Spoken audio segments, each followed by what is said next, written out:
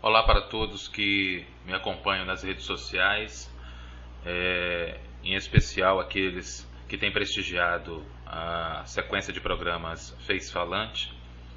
Nós estamos na edição do dia 14 de novembro de 2013, quinta-feira. E a primeira notícia que eu quero comentar, né, é justamente o retorno do julgamento do mensalão, dos recursos, né, infringentes e os outros demais procedimentos sobre esse julgamento que já se arrasta por um tempo já considerável. E aí sai a notícia justamente de que a defesa, né, do José Dirceu afirmou à imprensa nessa semana que pretende recorrer, né, atuar em todos os níveis, recursos possíveis ainda cabíveis, e inclusive não descarta a possibilidade de recorrer a instâncias internacionais, né, a cortes internacionais, dentro do que prevê os acordos, né, entre países para casos onde seja cabível esse tipo de recurso, né. A minha discussão não é nem essa, né? A minha discussão é o quanto está custando ao país ocupar a sua Corte Suprema com um caso relevante do ponto de vista da ética pública, obviamente, um caso atípico, né?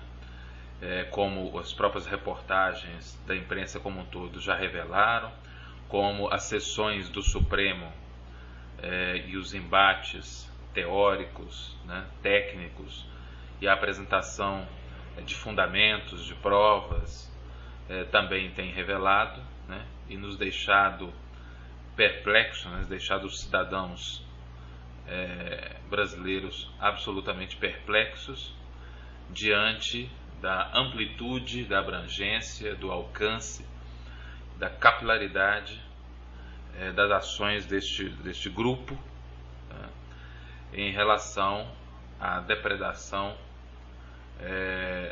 da própria dinâmica do poder público, né.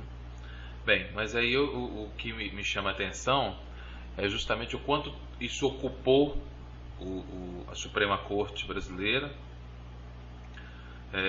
o quanto isso custa, uma vez que o Supremo Tribunal tem sob sua responsabilidade uma série de outras atividades, né, relativas, próprias do Supremo também, e que são demandas importantes da sociedade, e que enquanto esse julgamento não chega ao fim, evidentemente que a Suprema Corte é pressionada de certa maneira, né, mesmo que ela não haja sobre pressão, né, que eles não se submetam, até para que façam justiça adequadamente, não se submetam à opinião pública, né, e nem hajam sobre pressão popular, mas por todas as características que cercam um caso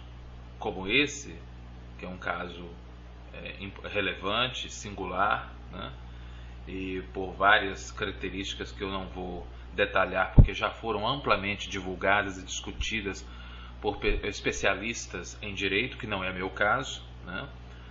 Eu discuto do ponto de vista social e do ponto de vista psicológico, comportamental, né, porque eu sou psicólogo, né, e lanço justamente através da minha discussão um olhar que tem como ponto de partida o comportamento humano, as relações sociais, né, e as repercussões, a pedagogia que isso representa, né, a educação ou não que isso possa representar para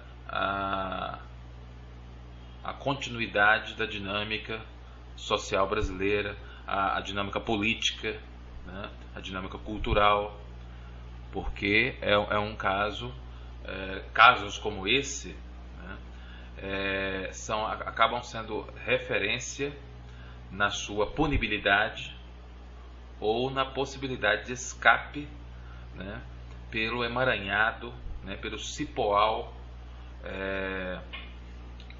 em termos de legislação que nós possuímos, e que lançam os magistrados e todos os operadores sérios de direito em dilemas intensos, né, que não são da sua responsabilidade direta, porque os magistrados e os demais operadores trabalham cada um dentro da sua ótica, né, e das suas atribuições dentro, né, se guiando pela legislação vigente. E a gente vem percebendo, obviamente, que a nossa legislação precisa ser simplificada, não de maneira passional e emocional, de forma a subtrair da própria essência do direito o direito à ampla defesa, a recorrer em casos onde haja dúvidas típicas, né, da complexidade do objeto do julgamento, mas, obviamente, o que se espera é que, garantido todos os princípios fundamentais para o exercício da ampla defesa,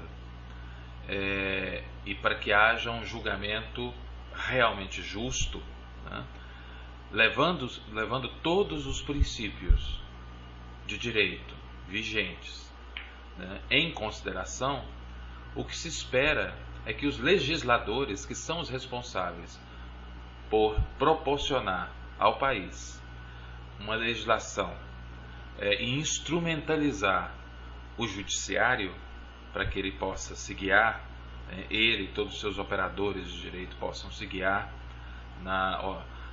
tanto na punibilidade quanto na garantia de defesa e de eventual inocência, né, de absolvição. Evidentemente que a gente espera como cidadão, e que nós temos que, mais do que esperar, exigir, cobrar mudanças profundas na nossa legislação, para que ela não seja uma legislação de exceção, para que ela não seja uma legislação tão complexa que a justiça esteja, de certa forma, assegurada, dependendo do tipo de advogado que você tenha, né? Então, o que se espera é que a legislação garanta o direito, garanta o julgamento adequadamente, e que não esteja submetida, né, simplesmente à manobra ou à capacidade de compreensão do emaranhado de paradoxal de legislação e os meandros, né, aquelas saídas, né, aquelas fugas que a própria legislação, aquelas brechas que a própria legislação permite, né, e que torna os julgamentos muito complexos, né, e que permite também uma quantidade de recursos, né, que acaba fazendo com que primeiro haja um inflacionar, uma asfixia na própria dinâmica do judiciário, e haja riscos de uma própria intoxicação na busca da justiça, uma vez que a legislação vai se tornando complexa não pela sua abrangência, mas muitas vezes pela sua redundância, né? Muitas vezes pela sua ambiguidade, ou por uma estrutura muito paradoxal, né? Então isso faz com que os julgamentos se tornem mais complexos desnecessariamente. As definições de vírus e, foram atualizadas. além disso, além de se tornar perigosamente complexas, elas dão a sensação de injustiça, porque dependendo do tipo de advogado que você tenha, né, ele acaba, e dos recursos financeiros que você tenha para pagar advogados, né, escritórios de advocacia, com condições de explorar esse universo das brechas legais, obviamente você vai postergando indefinidamente o cumprimento real da justiça.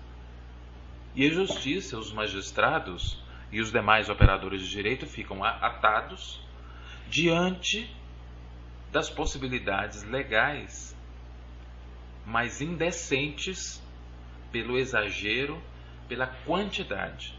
Então você tem hoje escritórios de advogados, né, escritórios de advocacia completamente especializados em encontrar essas brechas para postergar ao máximo possível a execução final da punibilidade para aqueles clientes que podem pagar esse tipo de serviço. E esse tipo de serviço acaba sendo um desserviço à cidadania, à sensação social de punibilidade, à inibição dos delitos, sejam eles em que esfera for, né? Uma vez que as pessoas, que a população vai assistindo essas circunstâncias, né, que podem não ser compreendidas do ponto de vista de detalhe da própria dinâmica da legislação, né, mas ela é entendida na prática social, ou seja, do ponto de vista prático, quem tem recurso para pagar advogados que se dediquem a explorar e a utilizar as brechas da lei, é evidentemente que dificulta e estende, né, a própria possibilidade de ser punido até por décadas. E não são poucos os casos que a gente tem observado que chegam neste nível. São casos emblemáticos, casos de grande repercussão, que envolvem a ética no seu mais amplo significado, e que acabam sendo referência negativa, né, para a própria população, né?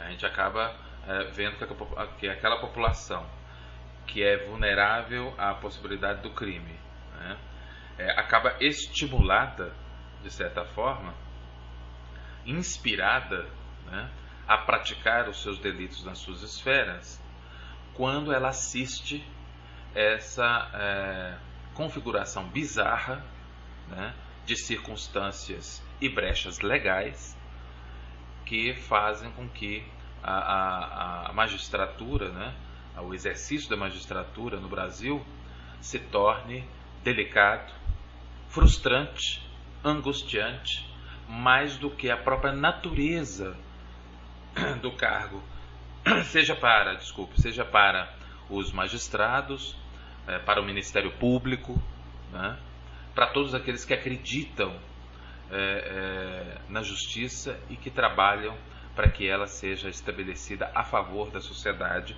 e a favor da convivência democrática, pacífica, limpa, né, coerente com os direitos humanos e com o que se espera de uma sociedade saudável, capaz de expurgar de si mesma, através desse mecanismo que é a justiça, aqueles que não estão em condições de convivência saudável, e inspirar os demais, inibir a proliferação daqueles delitos, e inspirar os demais a agir dentro do que a lei prevê como atos saudáveis, né? Então eu acho que é muito mais do que simplesmente uma foto de um ou outro participante desse esquema, né, curtindo férias ou rindo da população, digamos assim, né? ou postergando eternamente, muito mais do que uma imagem, ela tem todo esse significado, né, do que eu estou falando, que eu acho que nós precisamos debater nas escolas, no mundo do trabalho, nas famílias, nas associações de bairro, né? Não de maneira a partidarizar a discussão, mas discutir a situação do ponto de vista de cidadania e do como isso repercute na sociedade como um todo. Porque não pensem que essa situação que nós estamos vivendo, não só em relação ao mensalão, mas em relação a outros casos também, que dão essa sensação de impunidade por essa possibilidade sucessiva de recursos, né? A sociedade não fica impune. Uma sociedade que vive essa situação não passa impune diante de um quadro como esse, né? E tem repercussões, sim, sobre a população como um todo. E nós precisamos de rever essas condições, rever essa situação tão grave, né, de convivência e de perspectiva ruim para a convivência, proporcional ao número de recursos e ao tempo de espera para uma punição exemplar, de modo a inibir novos casos, a inibir essas práticas nefastas e a inspirar a sociedade para o caminho de acreditar, de confiar no sistema judiciário. Então, lembro a todos que nós precisamos cobrar isso dos nossos legisladores, que é eles que são responsáveis por esse cipoal, e são eles que poderão ser e deverão ser responsáveis por oferecer à sociedade e à justiça que a representa na busca de arbitrar as situações conflituosas, é que vai oferecer para todos os operadores de direito condições de operar de maneira a responder adequadamente às demandas dessa sociedade, que são demandas crescentes, e elas se tornarão cada vez mais crescentes enquanto o sistema judiciário, prisional, policial, investigativo e de legislação estiverem padecendo de doenças múltiplas e de falta de integração, de articulação, de projeto de nação para dar a esse país segurança efetiva, segurança jurídica, segurança de punição, segurança preventiva, segurança prisional, segurança de reinserção social para aqueles que têm essa condição. Então nós já estamos dizendo isso de maneira recorrente, mas cada notícia que vem à tona sobre o comportamento daqueles que estão sob o olhar da justiça e sob a avaliação, né, o julgamento da justiça, a gente vai percebendo que em todos os escalões a gente está acompanhando um agravamento do comportamento de zombar, né, de não acreditar que a punição virá de maneira concreta, né, de maneira exemplar, né, de maneira a não destruir o réu, mas de fazê-lo compreender, né, de que a prática nefasta que o levou à condenação é uma prática não aceita, é uma prática que não compensa, e que, ao cumprir a pena com a sociedade, né, e voltar ao convívio social, ele se sinta em condições, ele se sinta inibido, né, ele reconheça o seu erro e, ao mesmo tempo, volte para a sociedade em condições de convivência, porque nós não estamos falando de uma máquina que a gente joga fora, nós estamos falando de seres humanos. Então, por isso, nós precisamos criar, de modernizar, de desenvolver, né, de parar com bravatas e discursos falsos e desenvolver todo um sistema onde todas as fases sejam verdadeiramente cumpridas, né? E que a justiça seja feita em todas as instâncias, né? Porque a justiça quem faz não é só o sistema judiciário. Ele é uma ponta estratégica importante. Mas eu faço justiça na medida em que eu tenho um policiamento bem treinado e bem pago, reconhecido socialmente, que cumpre bem o seu papel, que protege a sociedade e mantém a ordem pública, que consegue retirar de circulação aqueles que oferecem risco à sociedade, uma polícia judiciária que consegue investigar e que possui instrumentos e condições, né, de investigar rapidamente e de fazer os inquéritos, né, compor os inquéritos adequadamente, para que outras instâncias da justiça consigam funcionar e após o julgamento, uma vez concluído que o réu é culpado e estabelecido a pena dentro do previsto da lei, que o sistema prisional consiga receber adequadamente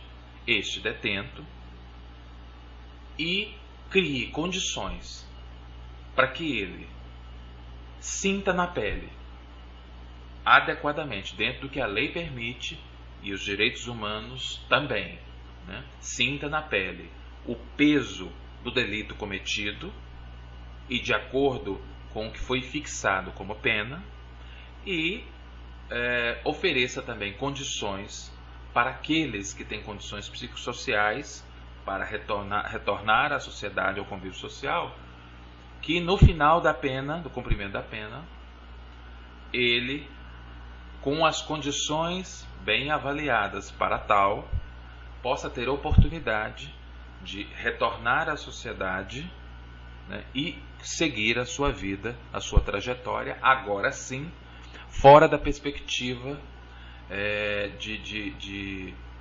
de cometer novos delitos, né, por todo o processo ter sido adequado. É isso que se espera de uma nação que busca o desenvolvimento. Então o desenvolvimento não se mede simplesmente por números econômicos.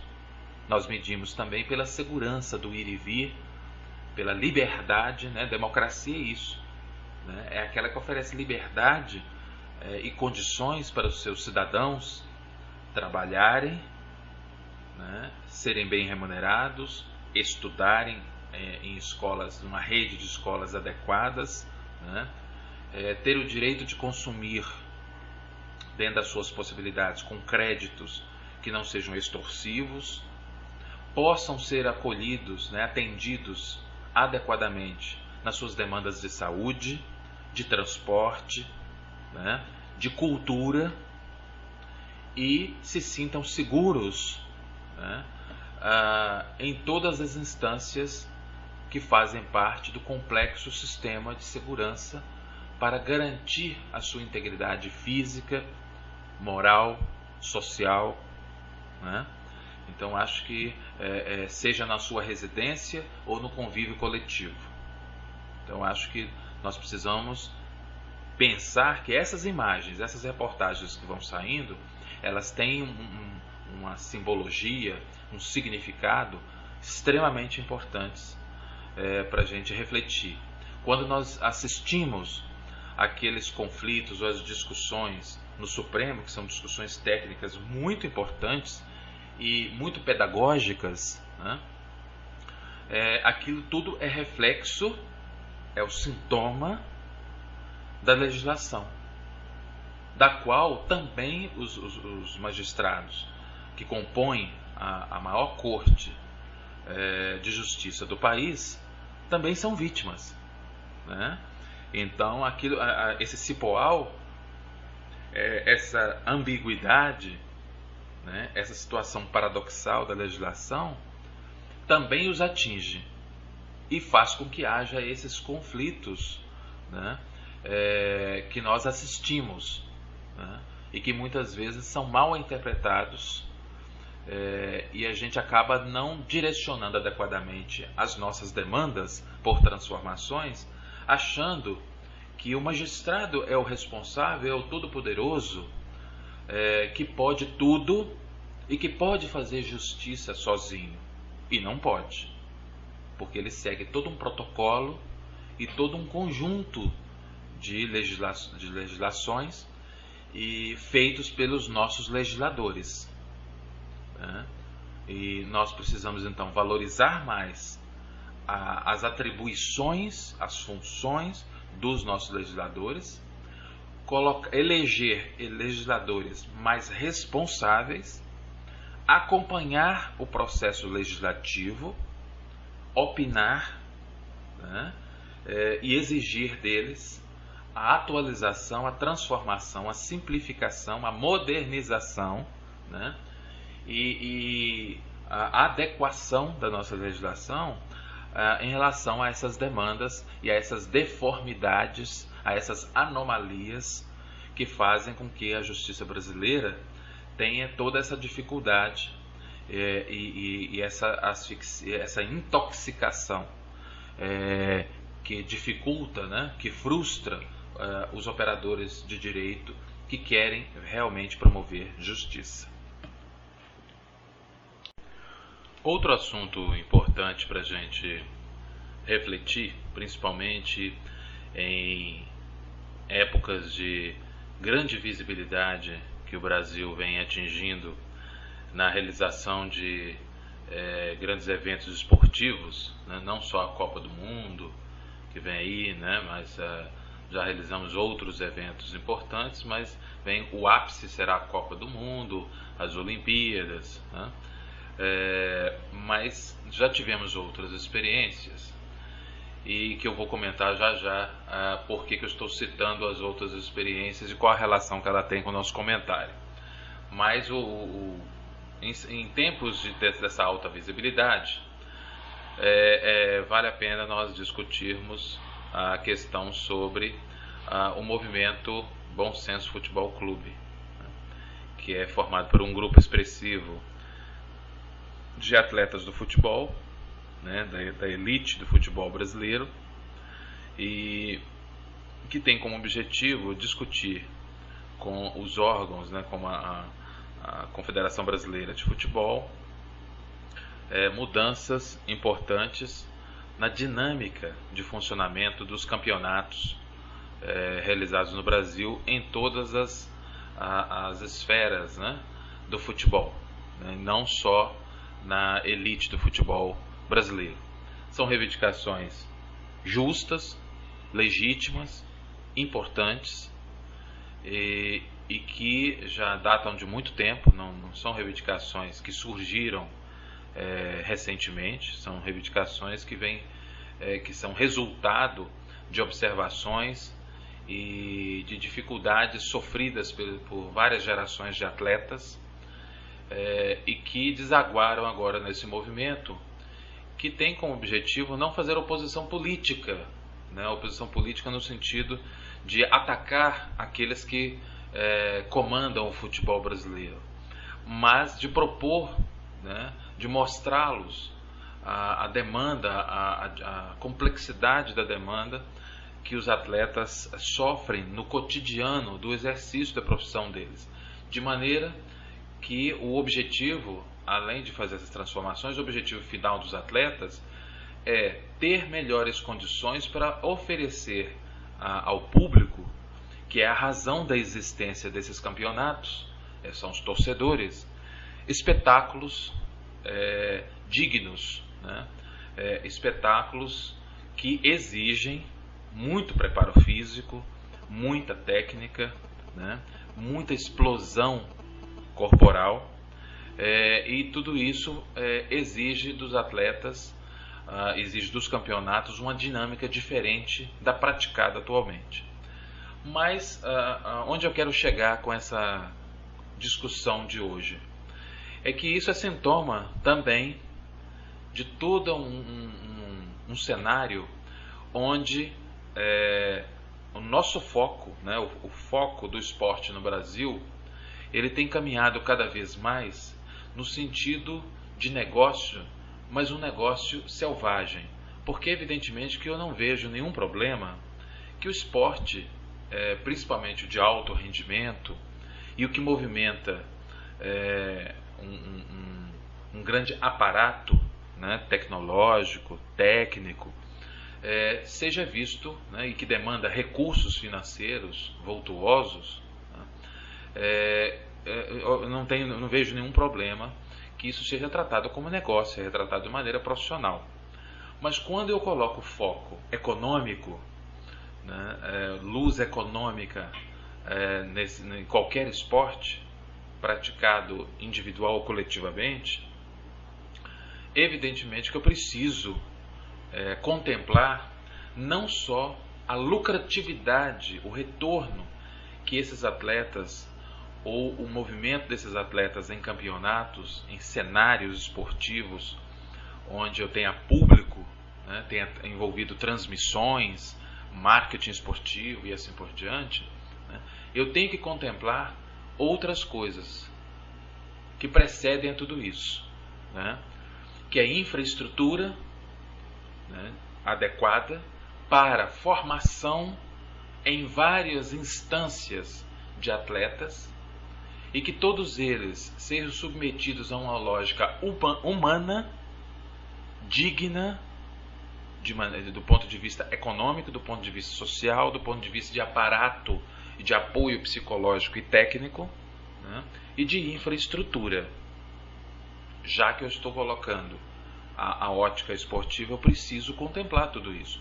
E preciso considerar todo um conjunto de fatores em relação aos espaços que acolhem esses atletas e os espaços que acolhem os campeonatos nas suas mais variadas dimensões,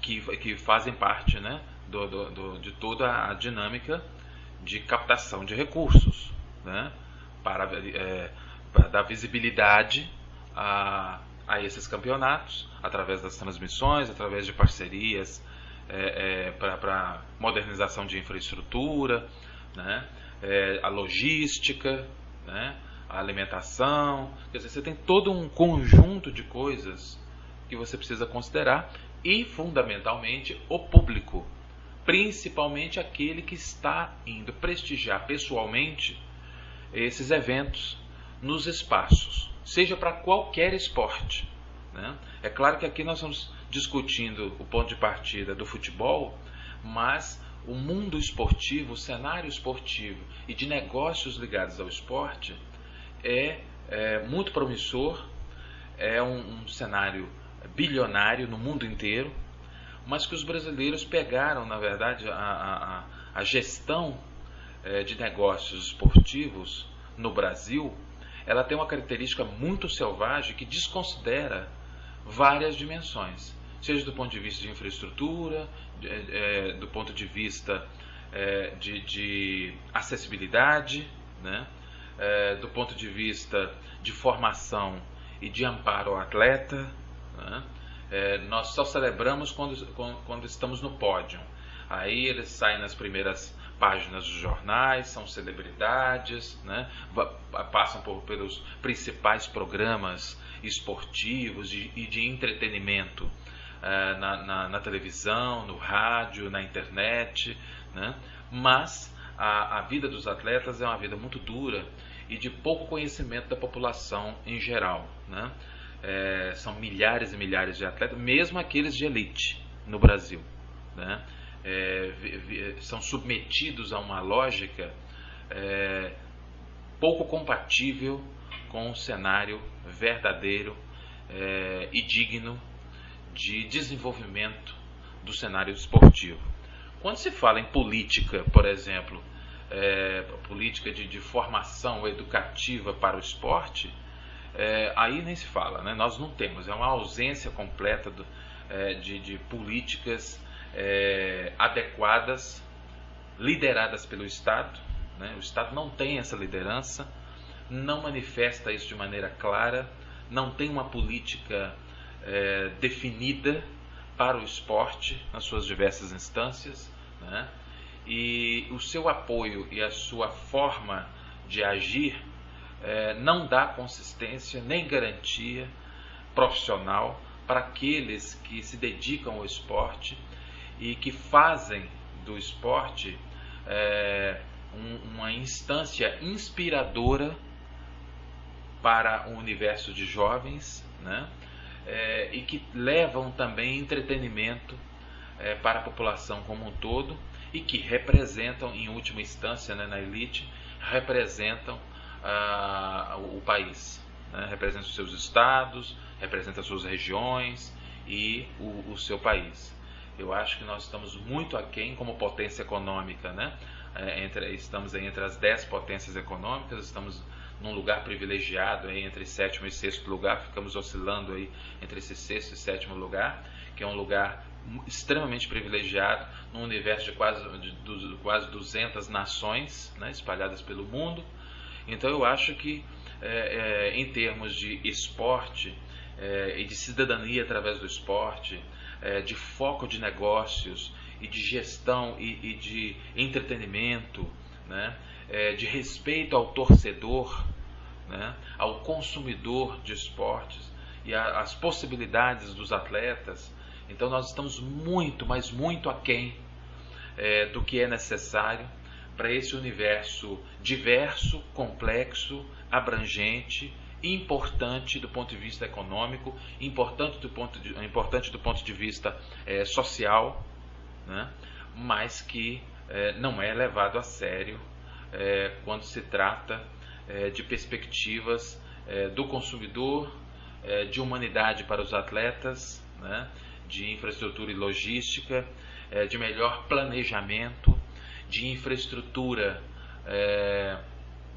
que seja sustentável e que tenha capilaridade, que alcance realmente o tamanho do Brasil, né? Então acho que nós estamos num terreno bastante movediço em todos os esportes praticados no país, né? Alguns com maior gravidade, outros com menor gravidade, mas todos em estado crítico neste sentido das reivindicações e de uma composição de um cenário que realmente faça com que o esporte ocupe um lugar de destaque merecido, né? E ocupe uma dimensão que vá além dos negócios, né? Que seja também uma dimensão educativa que encontre, né? Que seja um encontro, uma parceria entre as várias dimensões de consumo do esporte, de prática esportiva não competitiva e de prática esportiva competitiva bem acolhida, bem estruturada, bem integrada e diversa, né? Porque não adianta a gente ficar, nós somos o país do futebol. Não, nós somos um país diverso, né? Nem todo mundo gosta de futebol, né? E nem todo mundo é obrigado a gostar de futebol, mas o futebol tem uma relevância, sem dúvida, essencial, né? Mas nós temos outras práticas esportivas importantes, né? E que poderiam inspirar também um aumento, um incremento, tanto no número de atletas, de praticantes, né? De praticantes amadores, de praticantes profissionais, como também de público, desde que tivesse uma infraestrutura, um preparo dos gestores esportivos, uma regulamentação que justamente fizesse jus a essas demandas diversas e a essas possibilidades e essas camadas, né, de capilaridade que atingissem verdadeiramente a população, como consumidora, como praticante amadora e como possibilidade profissional mais abrangente e adequada, né? Então acho que estamos muito longe disso. Infelizmente a Copa, que é um caminho, um dos caminhos de oportunidade, não trará, até agora não trouxe, né, essa perspectiva, né? Assim como outros eventos de grande porte, no vôlei, no basquete, no handball, né? Nas categorias de lutas, né? No atletismo, e que já ocorreram no Brasil, né? Também como oportunidade para melhoria de infraestrutura, né? Tanto infraestrutura física como a infraestrutura voltada para os atletas de alto rendimento, como também para a rede de formação educativa de pessoas que são consumidoras futuras de esporte diverso, né? Como também praticantes, como amadoras, né? É um processo também de cidadania. E, infelizmente, não é o que nós estamos observando. A gente tem muito discurso, muitas logomarcas, muitos projetos propostos, né? Muitos projetos localizados sem capilaridade, né? E a grande população mesmo está à mercê de todo esse cenário caótico que não é arbitrado ou mediado ou liderado, né, pelo Estado, né, e deveria. Eu acho que o Estado tem essa responsabilidade de mediar, de liderar, não de fazer sozinho, mas de ser líder, mediador e árbitro em condições de promover o entusiasmo, né, de inspirar parcerias, né, e investimentos para fortalecer as várias dimensões que o esporte representa.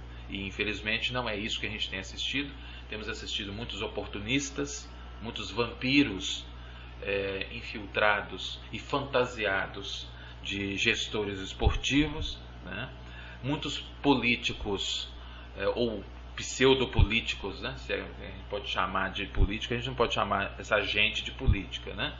São na verdade, pseudopolíticos que nos momentos de maior clamor emocional por um esporte, em algum tipo de competição que dê visibilidade, né, se aproveitam disso sem ter uma trajetória, né, compatível de luta, né, e de realizações adequadas na área de esporte, voltada para os atletas e para a população consumidora também, né? Então é isso que eu queria comentar. Evidentemente que não são os únicos comentários que eu gostaria de fazer, mas voltaremos a esse assunto, infelizmente, ainda por várias vezes, porque a insensibilidade e a incompetência ligadas a esse setor no Brasil são gritantes, desconcertantes e perturbadoras, né? Outra notícia importante é o fato que foi divulgado de que a máfia, né, na Itália estaria incomodada com as ações do Papa Francisco, né, as atitudes de austeridade na gestão econômica do Vaticano, né? O que comentar sobre uma notícia dessa? É muito simples. Desde que assumiu, né, a liderança maior da Igreja Católica, o Papa Francisco vem dando demonstrações claras de um estilo não só de liderança religiosa, mas de gestão da estrutura, né, da Igreja Católica. Ele vem dando sinais de, ao mesmo tempo, simplicidade a partir do próprio exemplo e de austeridade. Está cercado de pessoas, de assessores que estejam inspirados pela sua atitude e que tenham competência para responder a esse novo estilo de governar, né? De administrar, de gerir, e que estejam comprometidos não só com o estilo dele, mas que também adotem esse estilo como um estilo de viver, né, de viver o sacerdócio, de viver dentro da estrutura da Igreja Católica. E isso, evidentemente, dentro de um cenário que caminhava, né, apontava, né, cada vez mais para uma igreja fechada em si mesma, né, e que, de certa forma, trocava olhares amorosos, digamos assim, com o poder governamental, né, que demonstrava de certa maneira na sua cúpula e à medida que ia subindo, né, na hierarquia, você ia notando uma certa aproximação predominante, não na sua totalidade, mas predominante, né, para a ostentação, para um certo radicalismo de distanciamento das demandas sociais, de dissimulação e hipocrisia em relação aos dilemas surgidos e nutridos pelas transformações sociais. Então, quando chega um Papa disposto com uma trajetória, né, impecável, com uma trajetória que dá exemplo prático de como é viver o sacerdócio com intensidade, simplicidade, né, e dentro de princípios humanos originais, né, autênticos.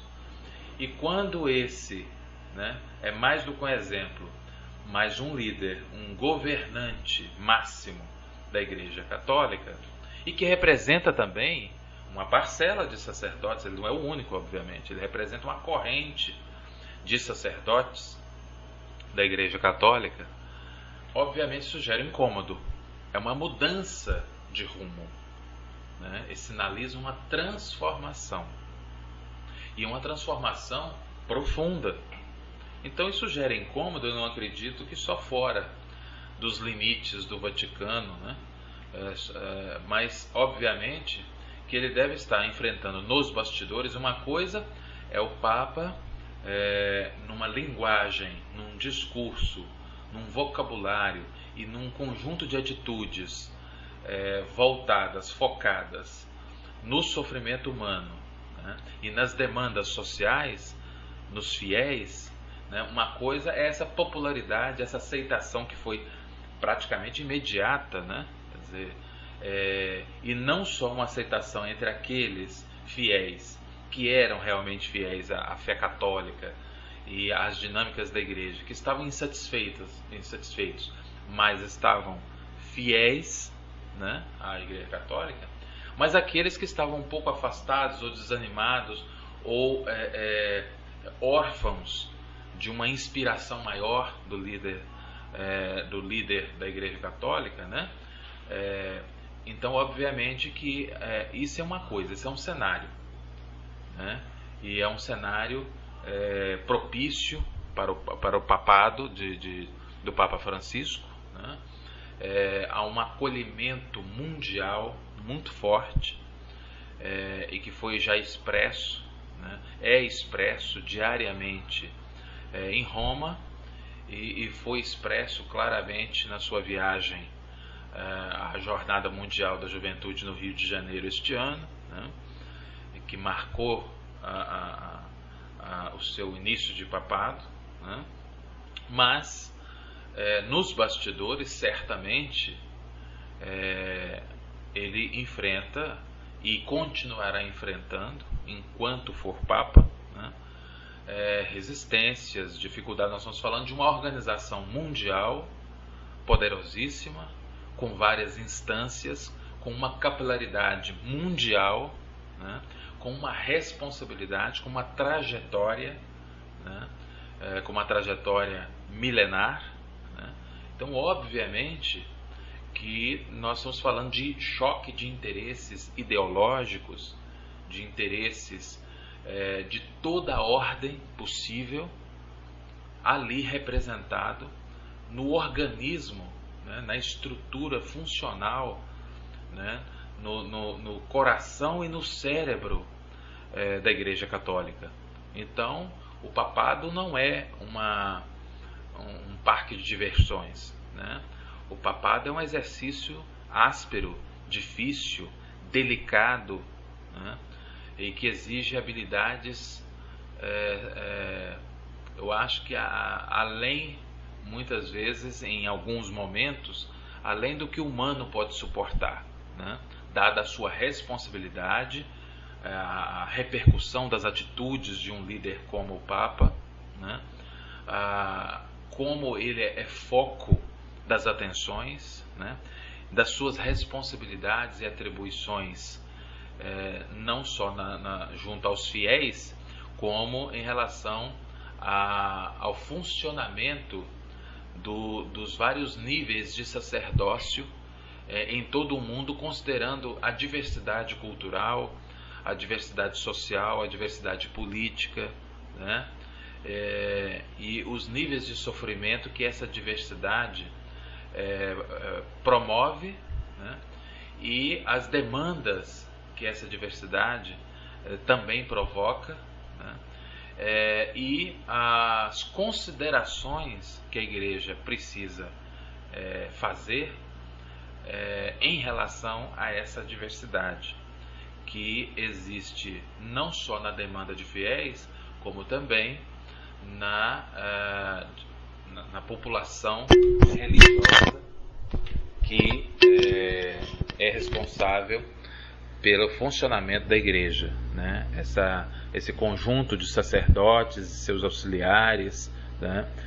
Espalhados pelo mundo inteiro e que são fundamentais, né? Para a existência e para a oxigenação e reoxigenação da estrutura religiosa, de uma estrutura religiosa do tamanho da Igreja Católica.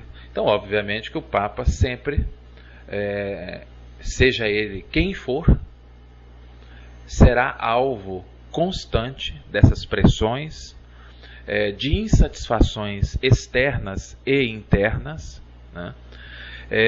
E de riscos de toda a natureza, inclusive em relação à sua sobrevivência, à vida, né? Então, por quê? Porque ele sempre estará, de acordo com o seu perfil, né? De acordo com o perfil de cada Papa, mas ele sempre estará, em maior ou menor grau, exposto, né, a decisões, as suas convicções, né, a expor as suas convicções e a percepção das pessoas em relação a essas convicções, a esse movimento do Papa e as suas decisões, e a reação que isso provoca nas pessoas, né? E como é que essa reação se transforma em atitude de respeito ou revolta, né? Ou uma crítica ideológica, ou um desejo mais áspero, mais agressivo, né? Tudo isso um líder como o Papa está sujeito, né? Nos resta a esperança de que ele consiga fazer as transformações essenciais dentro do seu papado, de maneira a conduzir a Igreja cada vez mais para uma visão social, para uma visão que possa acolher as demandas de sofrimento humano e possa promover nesse acolhimento a reflexão dos seus fiéis, e uma reflexão segura, cada vez menos moralista, mas cada vez mais humanista, né? Cada vez mais associada, né, a uma responsabilidade cidadã, né, a um posicionamento que considere as consequências de cada escolha que cada um vai fazer, e de tal maneira que os fiéis não sigam esse líder de maneira cega, de maneira a depositar ou transferir suas próprias responsabilidades derivadas das demandas neste líder ou no sagrado, mas que encontre acolhimento incondicional, amparo, né? E mais encontrem formas e instrumentos de reflexão e de responsabilização por suas atitudes.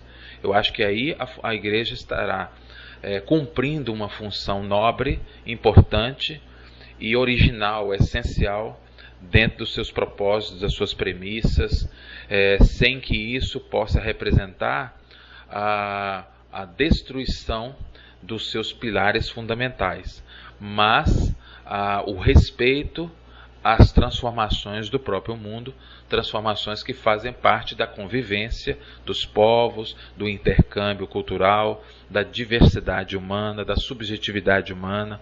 Eu acho que esse é o grande desafio desse Papa, e ele já sinalizou que é sensível a todo esse cenário, a todos esses aspectos, e isso, evidentemente, que traz um novo oxigênio e abre novos horizontes para aqueles que são sensíveis como ele, né, e que fazem parte do organismo da igreja, que são sacerdotes também.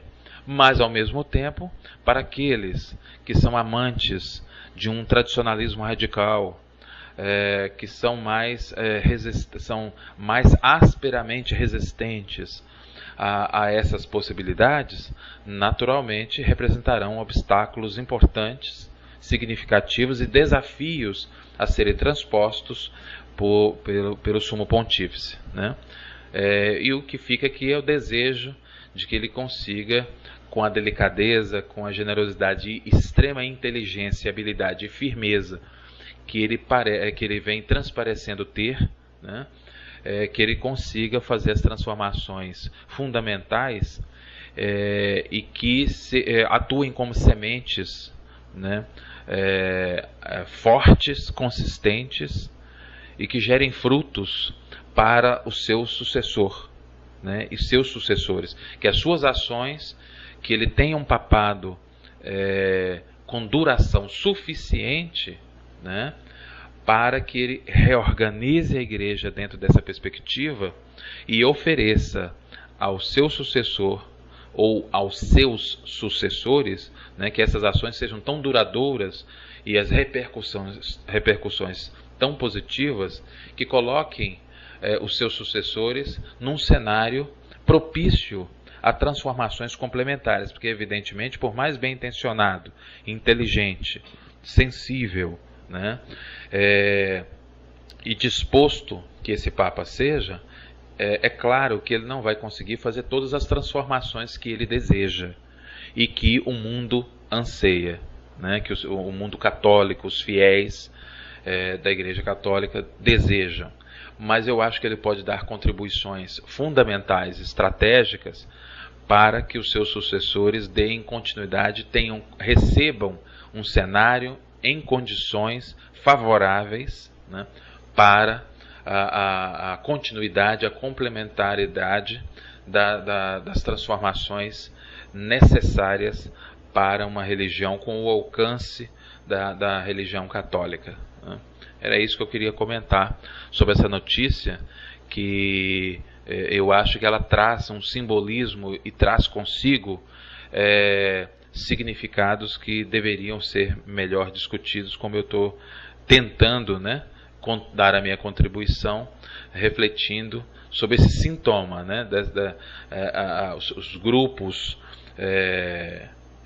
que não são compatíveis com os ideais dessa nova igreja, já começam a reagir como era de se esperar. Isso é previsto, né? Tenho certeza que o Papa, ao aceitar o desafio, né, de ser Papa, já sabia, né, dessas possibilidades e sabia que questões como essa vão surgir em todo o mundo, em todas as esferas ligadas à igreja, né, ou associadas de alguma maneira, ou que se sintam incomodadas com o movimento da Igreja Católica de alguma forma, né.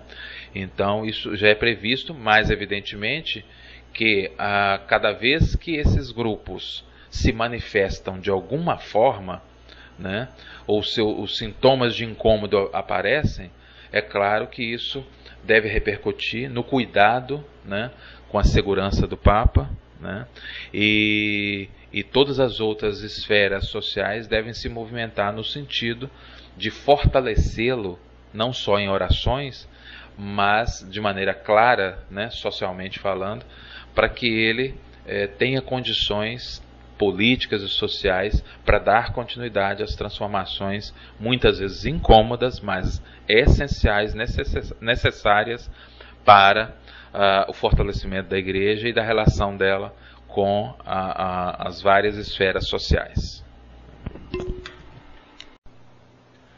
Bem, eu vou terminando por aqui essa edição de quinta-feira, 14 de novembro de 2013, essa edição do Face Falante. Espero que esses três assuntos, né, que nós discutimos, nós refletimos, tenham contribuído para a formação da sua opinião, ou para a revisão da sua opinião, ou para a reflexão e fortalecimento do que você pensa. E se você gostou, divulgue na sua rede social, divulgue entre os seus contatos, né, na rede, e nos acompanhe, né, fique informado sobre as novas edições, e até o nosso próximo encontro no sábado, dia 16 de novembro de 2013, que é o nosso próximo encontro. Muito obrigado a todos e até sábado.